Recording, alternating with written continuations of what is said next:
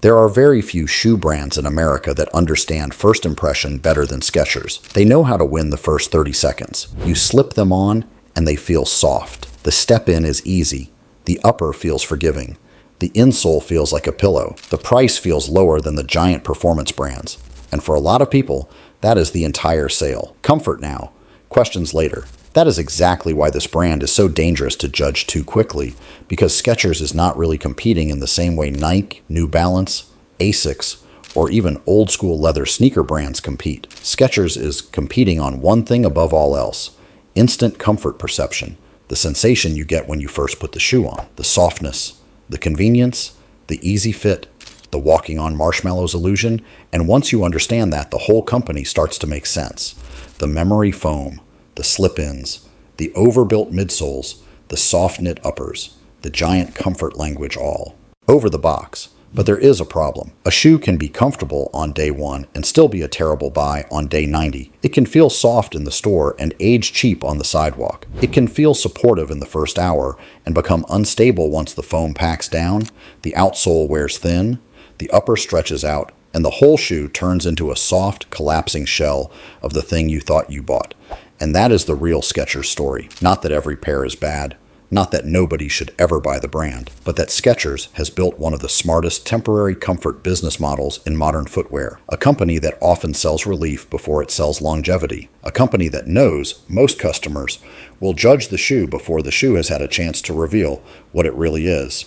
So in this video, I'm breaking down the 7 types of Skechers shoes you should never buy, used or new, and the 3 categories that are actually worth your money if you insist on buying the brand. Because some Skechers are comfort traps, and a few are honest for what they are. Before we get into the blacklist, you need to understand the machine. Skechers does not sell heritage. It does not sell serious athletic credibility the way performance brands do. It does not sell handmade craftsmanship. It does not sell leather prestige. It sells comfort technology language, slip-ins, arch fit, air-cooled memory foam, relaxed fit, go walk, max, cushioning, Goodyear, outsole branding. Every one of those phrases is designed to answer the same consumer fear. I want something easy, soft, and painless. And to be fair, that is not inherently dishonest. Comfort matters, fit matters, ease matters. For a lot of people, older buyers, workers on their feet, casual walkers, travel buyers, people with foot sensitivity, Skechers is solving a real emotional problem. The issue is what happens after the emotional problem is solved, because once the initial comfort is achieved, the real questions begin. What is the upper actually made of? How quickly does the insole flatten? Is the outsole durable or just soft? Is the heel stable? Does the shoe still feel supportive after months of walking, not minutes of standing? Is the traction actually reliable? Are you buying a shoe, or are you buying a soft first impression that depreciates faster than you realize? That is where Skechers gets risky. The brand's official positioning leans heavily into arch fit, go walk, slip-ins, and comfort tech language, which tells you exactly what the marketing center of gravity is: immediate wearability and convenience, not necessarily long-term structural integrity. That doesn't mean every model is junk. It means you have to buy Skechers with a harsher eye than the average customer brings into the store. And most people don't. That is why the blacklist exists. Before I get to the 7 categories, let me make one point very clear. Used Skechers are almost always a bad gamble. Not because the brand is uniquely dirty, not because every pair is already destroyed, but because Skechers leans so heavily on foam feel, soft step-in sensation, and forgiving uppers that much of the value can be quietly spent by the first owner. The insole can compress, the heel can loosen, the outsole can wear down in ways that are hard to see at first glance. The upper can stretch and lose structure. The geometry can start adapting to somebody else's gait, weight, and pressure pattern. A used leather boot can sometimes age into character. A used Goodyear welted dress shoe can sometimes be restored. A used premium running shoe from a careful owner might still have a little life left if you know what you're doing. Used Skechers, most of the time you're inheriting somebody else's foam collapse. And since the brand's core selling point is how good it feels immediately, once that immediate feel has been partially consumed, you are often left with the weakest part of the value proposition. So When I say never buy used or new, understand that used is almost always the more dangerous half of that sentence. Blacklist number 1, cheap memory foam knit walkers. This is the most classic Skechers trap of all.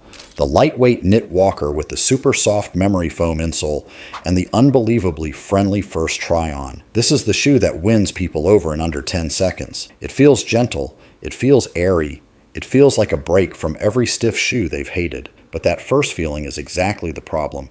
These shoes often sell softness as a substitute for structure, and softness is seductive. The issue is that many of these entry-level memory foam walkers are not built for serious mileage, heavier users, or long-term shape retention. They are built to feel amazing before they are tested. The upper is often too forgiving. The platform can be too soft. The outsole can wear faster than people expect. The entire shoe begins life by making a promise it's long-term. Build may not fully support. That doesn't mean they are unwearable. It means they are dangerous for people who interpret soft as durable or supportive. Those are not the same thing. If you are buying a knit Skechers walking shoe because you need a cheap, comfortable errand shoe for light use, fine. If you are buying it because you think you have found a long-haul, daily beater that will hold up under months of serious walking, standing, commuting, and work abuse, that's where the trouble starts. This is the temporary comfort trap. Blacklist number 2, fashion first air cushion lifestyle Skechers. Then you have the Skechers that try to look premium, visible air-inspired soles, chunkier lifestyle shapes, cleaner silhouettes, faux luxury styling.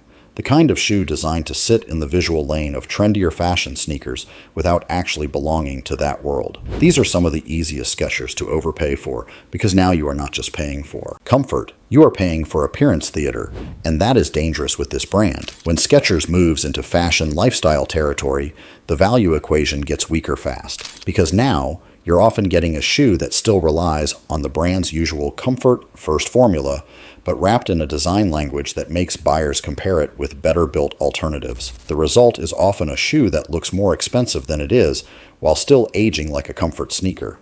This is where people confuse looks substantial with is substantial. It is not the same thing. A thick sole does not equal a durable sole. A flashy air-looking unit does not equal premium construction. A sleeker upper does not magically turn a glued, comfort market shoe into a true long-term value buy. If you want Skechers, buy Skechers for honest comfort. The moment you buy them to imitate a more premium lane, you are entering markup territory the brand does not handle well. This is the style. Inflation scam. Blacklist number 3.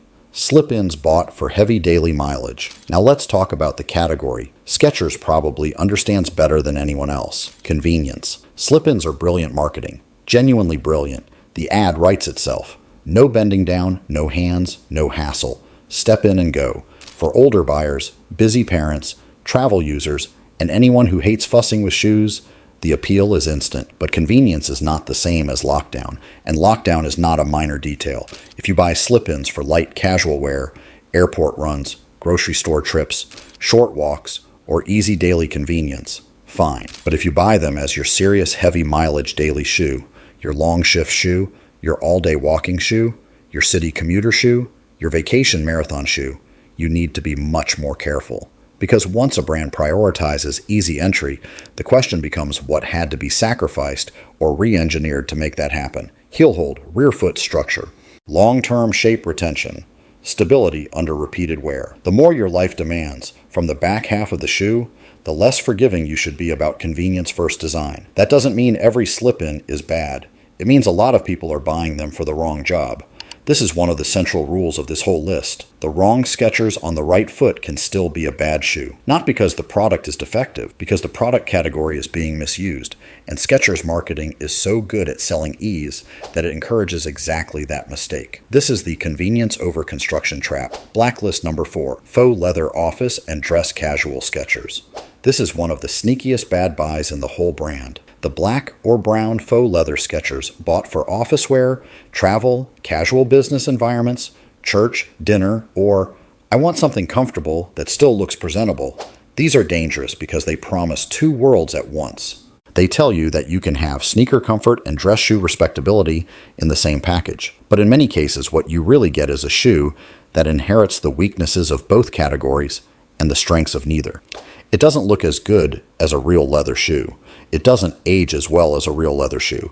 It doesn't usually carry the rebuildability or material dignity of traditional dress footwear. And yet it often costs enough that buyers start pretending it belongs in that conversation. It doesn't. The upper materials in this lane are often where the illusion breaks. Creasing looks cheap faster. Surface wear can become obvious. The whole thing starts drifting toward department store comfort formal rather than something you'll be proud to own in 2 years. These are shoes made to solve discomfort anxiety, not to create long-term footwear satisfaction. If you want a casual office shoe and comfort is your only concern, maybe you accept that trade. But if you think you are buying something that can replace a better-built leather sneaker, derby, or real casual dress shoe, you are paying for an illusion. This is the synthetic respectability scam. Blacklist number 5. Ultra Soft Max. Cushion. Everyday pairs for bigger walkers. Here's another place people get hurt by comfort language. The giant, marshmallowy, heavily cushioned Skechers that look like they were built from a mattress in a cloud. Again, I understand the appeal. People with foot pain, heel pain, knee pain, body weight concerns, or pure comfort priorities gravitate toward these immediately. They feel protective. They feel forgiving. They feel like they are taking pressure off the body. But the more exaggerated the cushioning gets, the more important stability, geometry, outsole quality, and foam resilience become. And that is where many buyers make a huge mistake. They assume maximum softness automatically means maximum support. It doesn't. Sometimes it means the exact opposite. A shoe can feel wonderful standing still and become sloppier as the miles accumulate. It can feel great in the store and unstable on real pavement. It can feel plush at first and tired later. For bigger users or people putting serious repetitive mileage into the shoe, the wrong ultra-soft max cushion pair can age into a vague, sinking, overcooked platform that no longer gives the body a predictable ride. That's fine for a backup comfort shoe. It's a problem for a primary daily machine. This is the marshmallow stability trap. Blacklist number 6. Cheap work. Skechers, bought only for comfort. Now we get into a category where buyers often talk themselves into the wrong purchase because they are desperate. Restaurant work, retail shifts, warehouse walking, hospitality, healthcare adjacent standing, long hours, tired feet, tight budget. Skechers knows this customer perfectly. And to be fair, the brand has some legitimate use in work footwear. But the bad purchases happen when people buy the cheapest work pair based only on initial comfort and ignore traction quality, upper durability, sidewall support, outsole wear, and long shift stability. A work shoe is not just a comfortable sneaker in black. A work shoe is a tool, and tools should be judged by performance under stress, not how friendly they feel in the first 5 minutes. Some work Skechers absolutely sell because they relieve foot pain faster than stiffer alternatives. I understand why people buy them. But if the outsole wears wrong, if the slip resistance is inconsistent, if the upper fatigues early, or if the platform starts feeling unstable halfway through ownership, that comfortable purchase becomes expensive. Never buy a cheap Skechers work pair because your feet are hurting today. Buy it only if you know what specific job it is built to survive. Otherwise, this becomes the softness over function trap. Blacklist number 7. Any Skechers bought to replace a serious running shoe. This one should be obvious, but people do it anyway. There are Skechers performance products. There are walking products. There are hybrids. There are casual athletic looking shoes that appear capable of more than they really are. And that visual overlap causes problems. A huge number of Skechers buyers convince themselves that because a shoe looks sporty, feels cushioned, and has athletic branding language, it can replace a more serious performance trainer or structured daily runner. Usually that is where regret enters the story. If you need a real running shoe, a high mileage walking shoe, or a structured all-day trainer for tough use, you should be brutally skeptical. Skechers can make a comfortable shoe. That does not mean every comfort-heavy athletic-looking model deserves to be treated like a performance weapon. When people buy the wrong Skechers as a serious training replacement, they are not buying the brand on its strengths. They are buying it on appearance. And appearance is where mistakes multiply. This is the athletic costume trap. So, which 3 are actually worth it? Now that I've buried half the wall, let me be fair. There are 3 Skechers categories I actually think can make sense. Not because they are magical, not because they are secretly premium, but because in these lanes the brand is most honest about what it is. Worth it, number 1. Basic Skechers, Go Walk. Pairs for light, casual use. If you buy a simple go-walk type of shoe for exactly what it is, light walking, errands, travel, neighborhood movement, airport use, casual comfort, then yes, this can make sense. The key is honesty. Do not buy it as your forever shoe. Do not buy it as your all-day work tank. Do not buy it expecting heritage durability.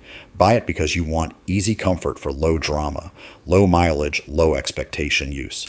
In that role, the value proposition is much stronger. The mistake people make is expanding the job description. Once you ask a light, casual comfort walker to do the work of a real daily workhorse, the whole equation changes. Used honestly, this category can be worth it. Worth it number 2, arch fit models with removable insoles for the right foot type. Arch fit is probably one of the more credible lanes in the brand because it at least acknowledges a specific fit and support conversation. Skechers officially positions arch fit around supportive cushioning and removable insoles. That matters more than the average buyer realizes. A removable insole gives you options. It gives you adjustability. It gives you a better chance of customizing the experience if the stock setup is not perfect. And unlike some of the softer, more shapeless, comfort-first pairs, Arch Fit at least enters the conversation with a little more structure and intent. Would I put it above serious specialty footwear for everyone? No. Would I buy it blindly? Also no. But if your use case is everyday walking, casual standing, comfort-first urban wear, and you respond well to that type of underfoot shape, this is one of the few Skechers lanes where the purchase can be defended on more than just softness. This is one of the brand's more reasonable bets. Worth it. Number 3, specific Skechers. Bought on sale for narrow, honest purposes. This last category is less glamorous, but it's probably the smartest. Skechers can be worth it when you buy them cheaply, use them specifically, and expect them honestly. A travel slip-on, a backup errand shoe, a house-to-car comfort shoe, a temporary recovery shoe, a casual airport pair, a low-cost comfort option for someone who values convenience over longevity and knows exactly what trade they are making. That is the real secret to buying Skechers well. Do not buy the dream, buy the use case.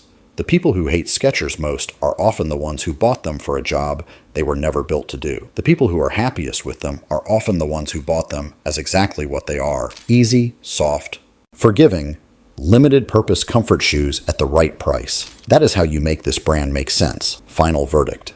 So here is the final truth about Skechers. Skechers is not the worst shoe brand in the world, but it may be one of the easiest shoe brands in the world to buy for the wrong reasons. Because the first step feels so good, because the store experience is so forgiving, because the comfort language is so aggressive, because convenience makes people lower their standards, because softness makes people assume quality, and because once a shoe solves your pain in the first minute, you stop asking what the shoe will become in the 6th month. That is the entire game. So never buy Skechers because they feel amazing for 10 seconds. Never buy them used because someone else already spent the best part of the shoe. Never buy the fashionable ones thinking they're premium. Never buy the softest ones thinking they're the most supportive. Never buy the convenient ones for the hardest job. And never confuse comfort marketing with construction quality. If you buy Skechers, buy them with discipline. Buy them with a narrow purpose. Buy them on price, not on fantasy. Buy them knowing the brand's superpower is immediate relief, not long-term greatness. Because once you understand that, the wall becomes much easier to read. 7 categories to avoid, 3 categories that can work, and 1 simple rule for the whole brand. Skechers is best when you treat it like an honest comfort tool. It becomes a bad buy the moment you start treating it like a premium shoe.